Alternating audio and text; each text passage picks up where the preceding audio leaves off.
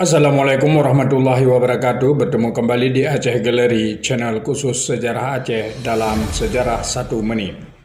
Pada tanggal 27 Desember 1638 Masehi, di akhir masa pemerintahan Sultan Iskandar Muda, Syekh Hamzah Pansuri, tokoh agung Nusantara dan sangat dikenal di Asia Tenggara, meninggal dunia, walaupun di negerinya sendiri dilupakan, meninggal di Singkil dekat kota kecil Rundeng.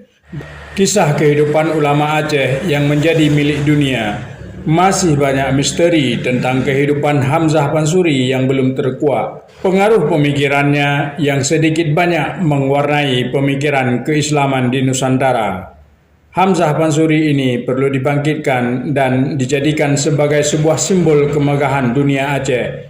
Karena Hamzah Pansuri bagaimanapun adalah seorang pujangga yang tidak ada tanding.